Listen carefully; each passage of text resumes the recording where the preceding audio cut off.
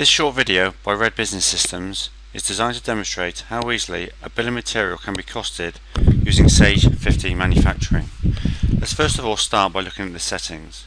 If I click on Settings, Bill of Material Defaults, Costing and Trial Kitting, here I have various options about how to cost my bill of material.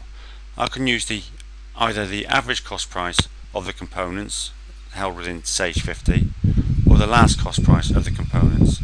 In this case, I'm going to use the last cost price.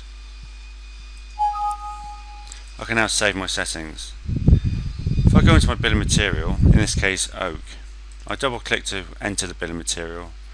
I can then view the components that I've got in the bill of material.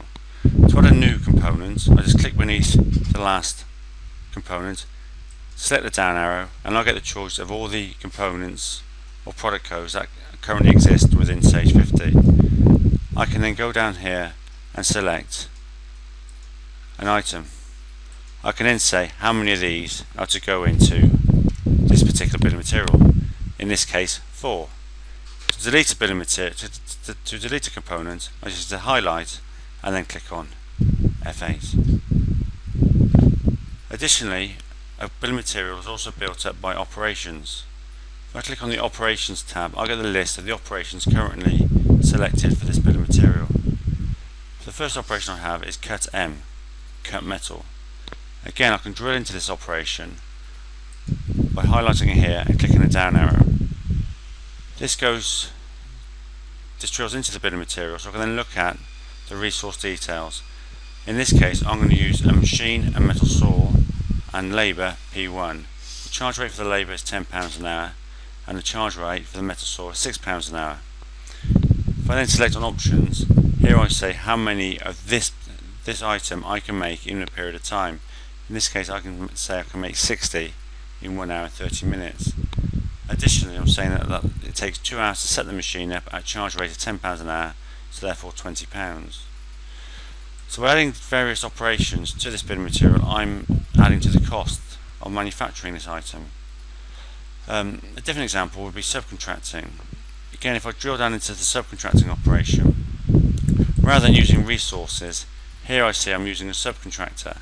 And if I look at the details of this subcontracting operation, I can now see that for various quantities, I have a different charge rate for each item. If I click on OK, and save this. The final stage to actually view the costing of the bill of materials is to highlight the bill of material, click on cost, enter how many I want to cost for, and click on OK. The system has now calculated the material, labour, setup, machine, subcontracting, tooling, and worked out the unit cost based on manufacturing 100 of these items. It's also suggested a selling price based on the default markup percentage, and is displaying how much I'm selling this item for. So as we can see, we are actually selling this item here for a profit. If I click on print, it's now going to give me